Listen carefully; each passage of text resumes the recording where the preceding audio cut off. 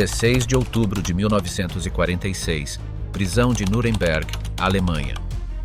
Joachim von Ribbentrop caminha em direção ao cadafalso que colocará fim à sua vida.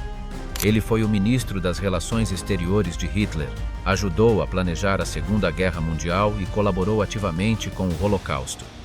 Agora, será o primeiro nazista condenado em Nuremberg a ser enforcado. Como um simples vendedor de champanhe, se tornou uma das principais faces do mal nazista. O que disse antes de morrer? E por que sua execução ficou marcada como uma das mais desastrosas da história? Fique até o final para conhecer cada detalhe do último ato de Joachim von Ribbentrop. Antes de começarmos, estamos rumo à meta de 1 milhão de inscritos. Parece distante, mas com a sua ajuda podemos chegar lá. Inscreva-se agora, deixe seu like e faça parte dessa história. A origem de von Ribbentrop. Nascimento. Joachim von Ribbentrop veio ao mundo em abril de 1893, no coração do Reino da Prússia, quando o Império Alemão ainda vivia os dias de glória sob o comando do Kaiser Guilherme II. Desde cedo, porém, sua trajetória já revelava traços controversos. Professores o descreviam como o mais tolo da classe, vaidoso, pretensioso e incapaz de ouvir conselhos. Um retrato que, por mais cruel que pareça, o acompanharia como uma sombra persistente até os últimos dias de sua vida. A reputação da família Ribbentrop também sofreu um duro golpe. Seu pai, um oficial do exército prussiano, acabou sendo expulso da carreira militar por disseminar boatos a respeito do próprio imperador. A punição foi severa, perda do prestígio e sérias dificuldades econômicas. Obrigados a deixar a Alemanha, os Ribbentrop se instalaram na Suíça, onde Joachim passou a receber educação particular. Foi ali que desenvolveu seu domínio sobre vários idiomas, uma habilidade que anos mais tarde se tornaria uma de suas maiores armas. Durante esse período de formação, chegou a viver por 1 ano na Inglaterra, aperfeiçoando seu inglês em solo britânico, algo que tempos depois chamaria a atenção de um certo líder austríaco em ascensão. Ribbentrop também passou um período na França, onde teve contato com o modo de vida ocidental que tanto admirava, mas que jamais compreenderia por completo.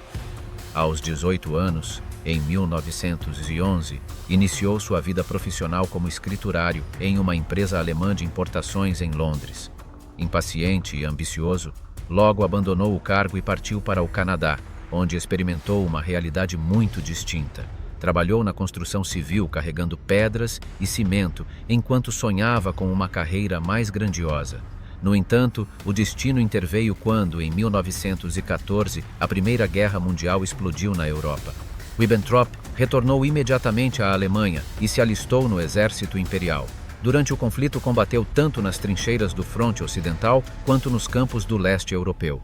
Foi ferido em combate e recebeu a Cruz de Ferro, uma das principais condecorações militares alemãs. Com o fim da guerra e o colapso do Império, Ribbentrop voltou à vida civil. Casou-se com Anna Elisabeth Henkel, filha de uma influente família do setor vinícola. Com ela, além do matrimônio, vieram os contatos sociais, a estabilidade financeira e a entrada num mundo que até então lhe era inacessível. A carreira de Ribbentrop deslanchou quando passou a atuar como representante da vinícola francesa Pommery, no Vale do Reno. Sua habilidade em negociações era notável. Diziam que ele conseguia vender champanhe alemão pelo mesmo preço do francês, um feito nada trivial numa época em que o prestígio do produto francês era indiscutível. Essa fama de vendedor talentoso e determinado logo chegaria aos ouvidos do alto escalão nazista.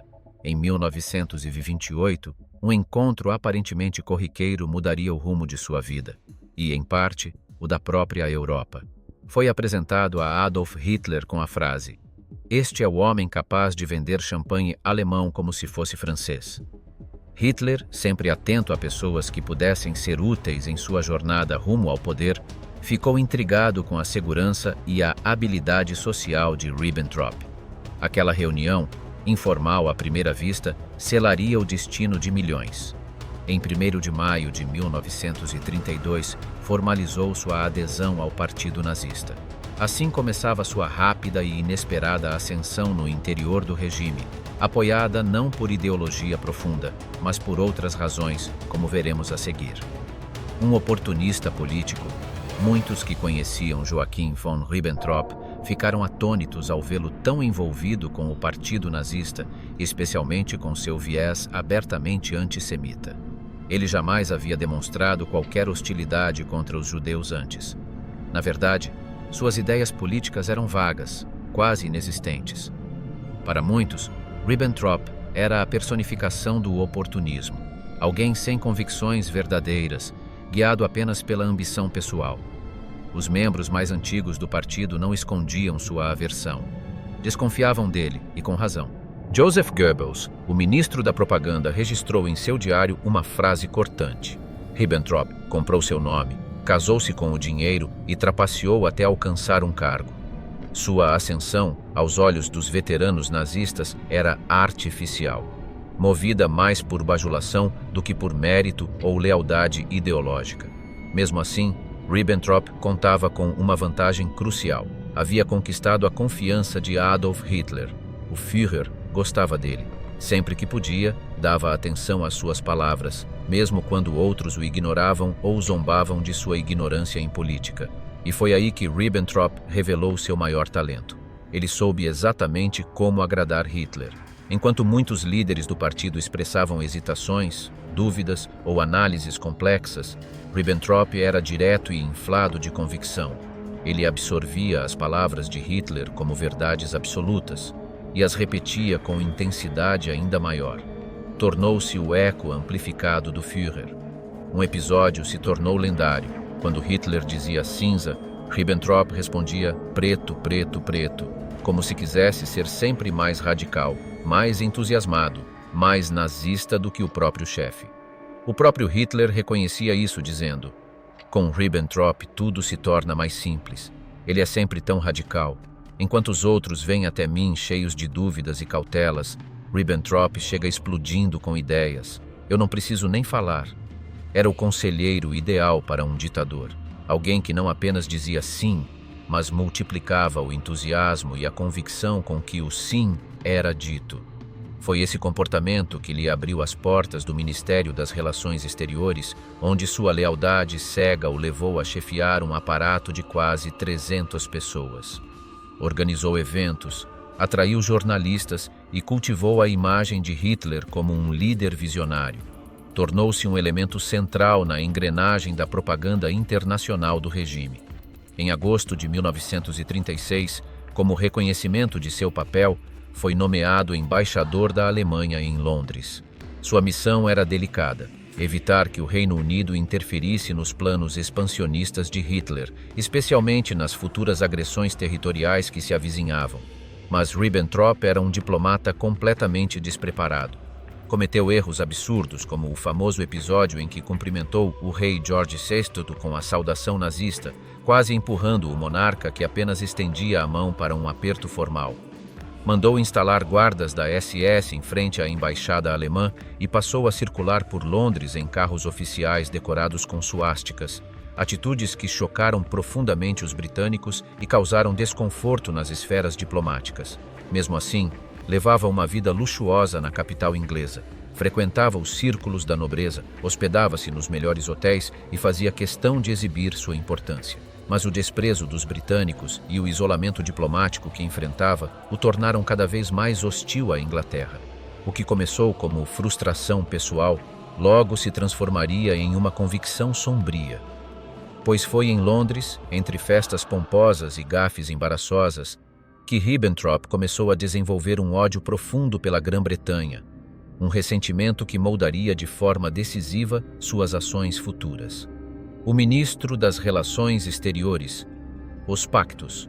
Em 4 de fevereiro de 1938, Joachim von Ribbentrop atingiu o ponto mais alto de sua trajetória política. Foi nomeado ministro das Relações Exteriores da Alemanha, substituindo o experiente Konstantin von Neurath.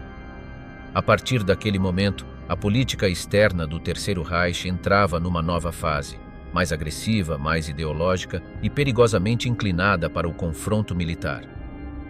Segundo o secretário pessoal de Hitler, Ribbentrop era um homem estranho, distraído e excêntrico, mas para o Führer isso pouco importava.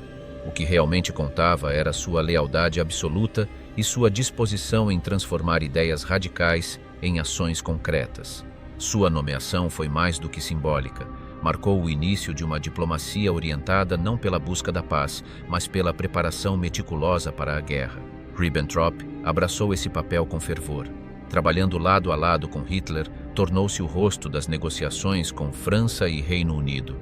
Conversas que, na superfície, tentavam conter o conflito, mas que, na prática, visavam apenas ganhar tempo para que o Reich se fortalecesse militarmente. À medida que Hitler ampliava suas reivindicações territoriais sobre a Europa, o mundo caminhava a passos largos rumo ao abismo.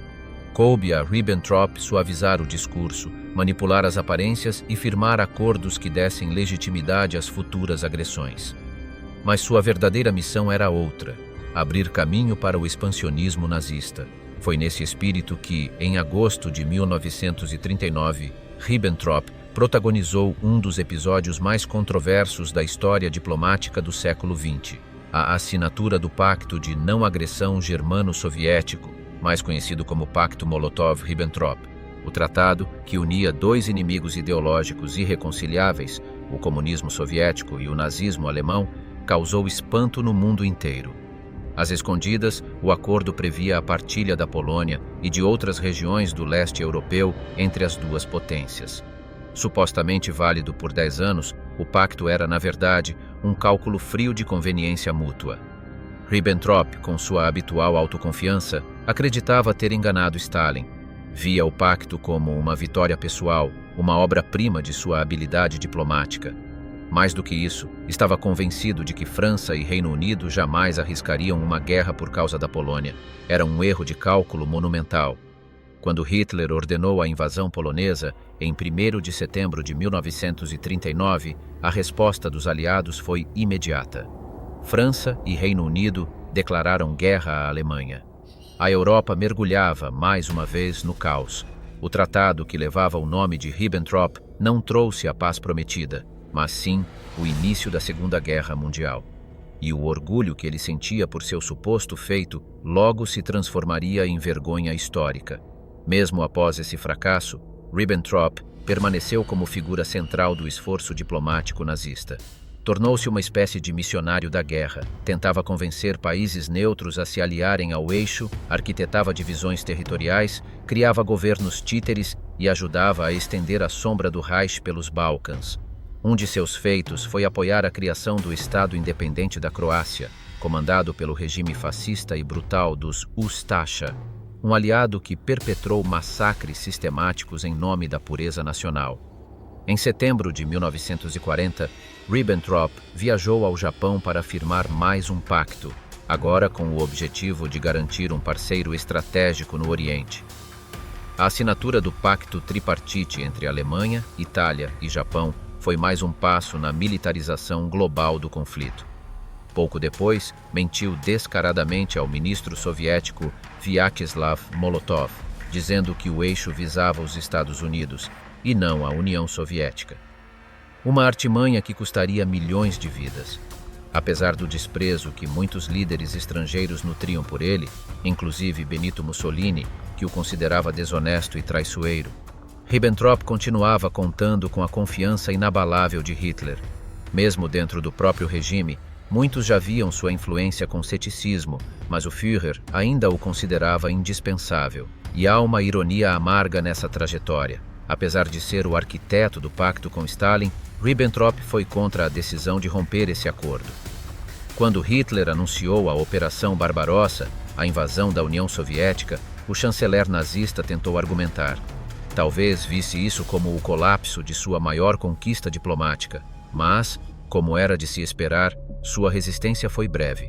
Logo, Ribbentrop voltou à sua postura habitual. Apoiou a ofensiva, repetindo os discursos do Führer e ajustando sua narrativa para justificar o novo rumo. Seu ministério passou a colaborar de maneira crescente com a SS, especialmente nas políticas aplicadas aos territórios ocupados. Mesmo diante das atrocidades que se desenrolavam diante de seus olhos, Ribbentrop permaneceu cúmplice. E é aqui que a história toma seu rumo mais sombrio. Porque não foi apenas como arquiteto da guerra que Joachim von Ribbentrop deixou sua marca na história, mas também como cúmplice direto de um dos crimes mais monstruosos já cometidos pela humanidade: o Holocausto. O Ministério das Relações Exteriores, sob a liderança de Joachim von Ribbentrop, assumiu um papel fundamental na engrenagem burocrática do Holocausto. Com sua costumeira frieza administrativa, Ribbentrop tratava o extermínio de milhões como uma questão meramente técnica. Delegava ordens, assinava documentos e deixava que seus subordinados executassem a política genocida do regime, sempre com a distância calculada de quem não queria sujar as mãos, mas não se importava com o sangue que escorria das decisões. Apenas em uma rara ocasião demonstrou hesitação, tentando adiar temporariamente algumas deportações. Não por compaixão, mas provavelmente por considerações políticas. No entanto, esse gesto isolado seria completamente eclipsado por seus atos seguintes. Em abril de 1943, durante uma reunião com Miklos Horthy, o regente da Hungria, Ribbentrop deixou de lado qualquer aparência diplomática. Tentava convencer Horthy a deportar a totalidade da população judaica húngara diretamente para os campos de extermínio. Foi nesse encontro que pronunciou, sem hesitação, a frase que selaria seu destino diante da história: os judeus devem ser exterminados ou levados para campos de concentração. Não há outra possibilidade. Não havia mais máscaras, nenhuma dúvida. Ribbentrop, que durante anos vestira o papel do diplomata, agora falava como cúmplice direto de um genocídio em andamento. Mesmo com a guerra se intensificando, ele continuou a atuar como embaixador da máquina de morte nazista. Em encontros com líderes de estados fantoches e territórios ocupados, pressionava pessoalmente pela aceleração das deportações de judeus para os centros de extermínio. Era o mensageiro de uma política de extermínio travestida de diplomacia. Mas à medida que 1944 se aproximava, a influência de Ribbentrop começou a ruir. A maré da guerra havia virado. Com o avanço dos aliados e da União Soviética, a Alemanha nazista tornava-se cada vez mais isolada. A diplomacia internacional praticamente deixara de existir. Não havia mais acordos a serem feitos, nem países neutros a serem seduzidos. Restava a Ribbentrop assistir impotente à derrocada do império que ajudou a construir.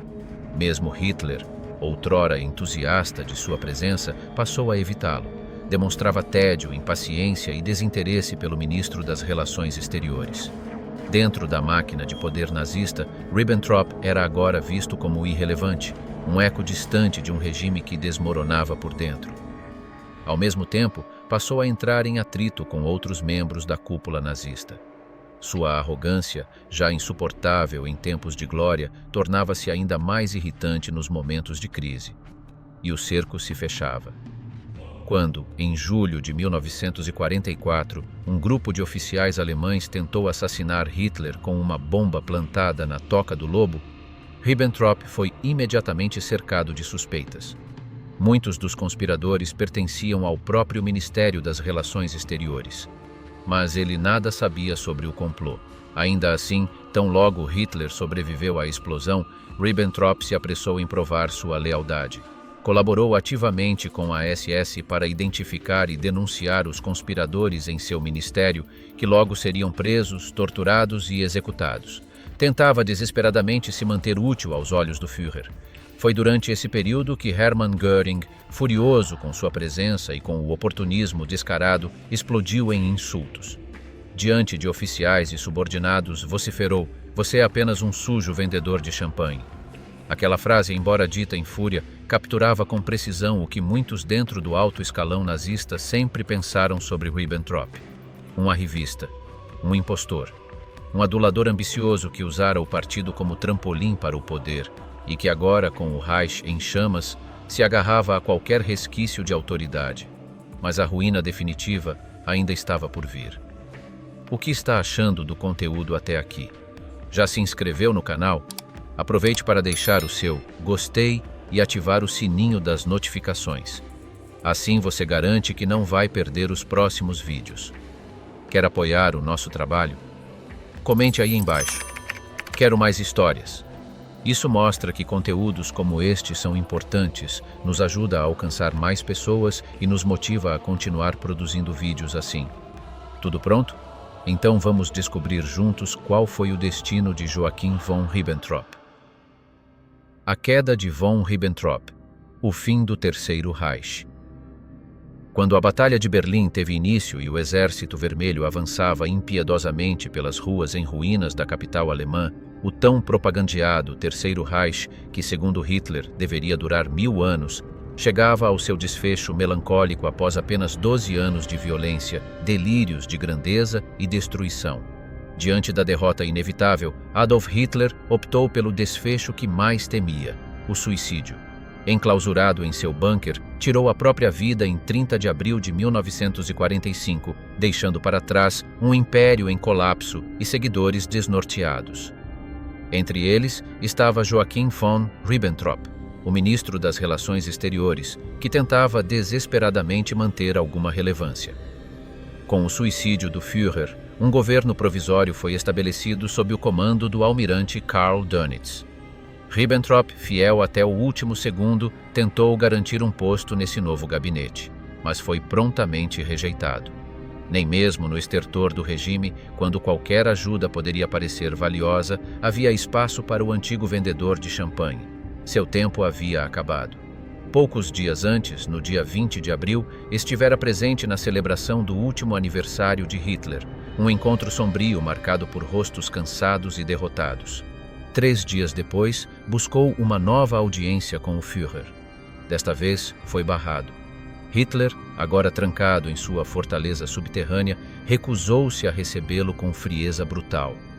"Tenho coisas mais importantes a fazer", disse. Após anos de bajulação obsessiva, de ecoar e amplificar cada palavra do Führer, Ribbentrop era descartado como um trapo velho, um servo que já não tinha serventia. Com o colapso final do regime, adotou o nome falso de Herr Reiser e tentou desaparecer em Hamburgo. Escondia-se em silêncio, esperando que os aliados jamais o encontrassem. Mas era tarde demais. A Alemanha havia se rendido, e a caçada aos principais criminosos de guerra estava apenas começando. Acabou sendo capturado por um cidadão francês que atuava junto ao SAS belga. Quando o encontraram, trazia consigo um documento curioso. Uma carta escrita de próprio punho e endereçada a Winston Churchill, um amontoado de divagações delirantes sobre diplomacia britânica e tentativas patéticas de justificar suas ações. Mesmo derrotado e enjaulado, Ribbentrop ainda se via como um grande estrategista internacional. Após o fim do conflito, os principais sobreviventes da elite nazista foram levados a julgamento no que se tornaria um dos episódios mais emblemáticos do século XX. O Tribunal de Nuremberg. Diante de um mundo que clamava por justiça, Joachim von Ribbentrop foi acusado de 4 crimes principais: crimes contra a paz, crimes de guerra, crimes contra a humanidade, e o planejamento e a condução deliberada de uma guerra de agressão. As provas eram irrefutáveis. O tribunal concluiu que Ribbentrop não apenas teve conhecimento da chamada solução final, como participou diretamente de sua execução. Seu ministério esteve envolvido na logística das deportações em massa, coordenando com governos aliados ou fantoches o envio de judeus para os campos de extermínio. Em diversas ocasiões, ordenou que o processo fosse acelerado. Mais que cúmplice, ele foi um agente ativo do genocídio. Também foi considerado responsável por facilitar a anexação da Áustria e por seu papel determinante nas invasões da Tchecoslováquia e da Polônia, ações que abriram caminho para a guerra. Além disso, defendeu abertamente o assassinato de aviadores aliados capturados e encobriu outras atrocidades cometidas ao longo do conflito. Diante das acusações, tentou adotar uma postura de vítima. Alegou que não tomava decisões, que Hitler o havia enganado com promessas de paz e que ele próprio fora apenas um intermediário. Mas os documentos, as testemunhas e os registros oficiais desmentiram cada palavra. Ficou evidente que Ribbentrop era íntimo de Hitler, que participava ativamente das reuniões estratégicas e que sua assinatura constava em acordos, pactos e ordens que custaram milhões de vidas. E então veio uma das declarações mais estarrecedoras de todo o julgamento. Mesmo após tudo, mesmo diante da condenação iminente, Ribbentrop continuava fiel ao homem que o rejeitara no fim. No tribunal, declarou com firmeza: "Com tudo o que sei, se Hitler entrasse nesta cela agora e me pedisse para fazer algo, eu ainda faria." Era a confissão final de um homem que não se arrependia, que não compreendia a extensão dos próprios crimes, que ainda acreditava ser o emissário de uma causa justa. Em sua defesa final, tentou se redimir, dizendo que dedicara 2 décadas a buscar a paz entre Alemanha, França e Reino Unido, uma tentativa desesperada de reescrever a própria história. Mas seus crimes gritaram mais alto do que qualquer discurso. Joachim von Ribbentrop foi condenado à morte e sentenciado à forca, mas o mais perturbador não foi sua queda. Foi perceber que até o último segundo de vida, ele ainda acreditava que tinha razão. Execução. Inicialmente, não seria o primeiro a subir ao cadafalso. Essa posição caberia a Hermann Göring. No entanto, em um último ato de desafio e vaidade, o antigo marechal do Reich tomou uma cápsula de cianeto horas antes da execução, escapando da morte pública e condenando Ribbentrop à indesejada primazia. Assim, ficou decidido: ele seria o primeiro nazista a morrer nas execuções de Nuremberg. O carrasco designado para aquela madrugada foi John C. Woods, um executor militar dos Estados Unidos conhecido não por sua precisão, mas por sua notória inaptidão. As execuções conduzidas por ele naquela noite seriam lembradas não apenas pelo peso histórico, mas também pelo desastre técnico que as marcou. A forca improvisada apresentava diversos problemas. O alçapão era pequeno demais, a estrutura mal calculada, o método empregado não seguia o protocolo da queda longa que garantiria morte imediata por fratura cervical. Ao contrário, tudo favorecia um estrangulamento prolongado e doloroso. E foi exatamente isso que aconteceu. Na madrugada de 16 de outubro de 1946, à 1h11 da manhã, horário local de Nuremberg, Joachim von Ribbentrop foi conduzido ao ginásio da prisão, transformado em câmara de execução. 3 soldados do exército o acompanhavam. 2 seguravam seus braços, o terceiro retirou suas algemas e prendeu a alça de couro que mantinha seus pulsos atados, uma nova medida de segurança implementada após o suicídio de Göring. Ribbentrop demonstrava uma calma surpreendente. Caminhou com passos firmes entre os guardas. Quando o oficial perguntou seu nome, como exigia o protocolo, ele hesitou por um segundo. Depois respondeu quase num grito: "Joachim von Ribbentrop", e sem vacilar, subiu os 13 degraus da forca. 13, como se o próprio número já fosse um presságio. Virado para o pequeno grupo de observadores, soldados, oficiais e representantes aliados, manteve a postura altiva. Cerrou os dentes, ergueu o queixo e exibiu pela última vez a arrogância que o acompanhara por toda a vida. Perguntaram-lhe se queria deixar uma mensagem final, e ele respondeu em voz firme, em alemão: "Deus proteja a Alemanha. Deus tenha piedade da minha alma. Meu último desejo é que a Alemanha recupere sua unidade e que, em nome da paz, haja entendimento entre o Oriente e o Ocidente. Desejo paz ao mundo." Em seguida, virou-se discretamente para o capelão que o acompanhava e sussurrou: "Nos veremos novamente." O capuz negro foi colocado sobre sua cabeça. A corda foi ajustada. O silêncio na sala era absoluto. O carrasco puxou a alavanca. E então, Joachim von Ribbentrop desapareceu no vazio aberto pelo alçapão. Mas o que se seguiu foi um espetáculo grotesco de incompetência e dor. O cálculo errado da queda impediu que a espinha cervical se rompesse. Em vez de uma morte rápida, Ribbentrop foi condenado a um lento e agonizante estrangulamento. Por trás da cortina que ocultava a parte inferior do cadafalso, ouvia-se o som terrível de seus últimos momentos, gemidos abafados, o rangido da corda e o impacto de seu corpo se contorcendo em desespero. Foram 14 minutos de agonia. 14 minutos em que a vida se esvaía centímetro por centímetro, sufocada pela incompetência do carrasco e pela rigidez cruel da justiça militar. 14 minutos de lentidão insuportável.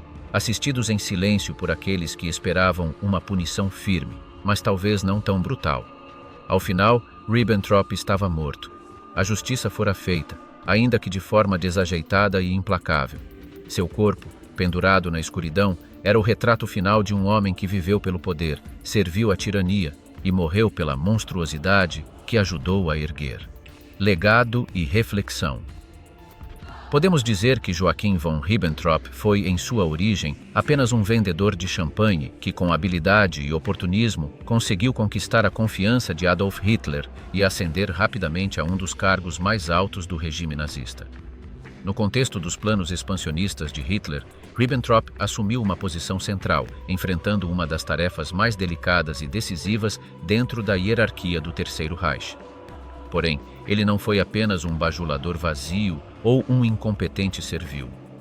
Embora tenha demonstrado, em alguns momentos, hesitação diante da guerra com certas nações, Ribbentrop acabou profundamente envolvido nas políticas brutais do nazismo, políticas que espalharam sofrimento e morte por toda a Europa. Sua participação ativa no Holocausto e seu papel na preparação do conflito o colocam entre os maiores criminosos de guerra da história. Movido não por convicções ideológicas verdadeiras, mas pela ambição desmedida e pela necessidade de agradar Hitler, Ribbentrop descobriu que o caminho para o poder era ser ainda mais radical que o próprio Führer, amplificando suas ideias extremas. Com o fim da guerra, tornou-se claro que Ribbentrop não apenas participou do Holocausto, mas esteve diretamente envolvido no planejamento e execução de uma guerra que causou a morte de mais de 50 milhões de pessoas em toda a Europa. Sua execução, ainda que marcada por tragédias e imperfeições, representou um ato de justiça para as vítimas do nazismo. A sua trajetória nos oferece um ensinamento crucial. A ambição cega, aliada à ausência de princípios morais, pode transformar qualquer indivíduo em um instrumento do mal. Um simples vendedor de champanhe se converteu em cúmplice dos piores crimes contra a humanidade. E é certo que, por mais que o mal tente se esconder ou fugir, a justiça, mesmo que tardia, acaba alcançando aqueles que a merecem. Você já conhecia a história de Joachim von Ribbentrop? O que achou do vídeo? Tem alguma sugestão de tema ou personagem que gostaria de ver por aqui? Conta pra gente nos comentários. Muito obrigado por acompanhar até o final. Aproveite para conferir se está inscrito. Ative o sininho das notificações e deixe o seu gostei. Isso ajuda muito o nosso trabalho, combinado? E não vá embora ainda. Temos outros vídeos incríveis te esperando aqui no canal. Um deles já está aparecendo na sua tela agora. É só clicar e assistir.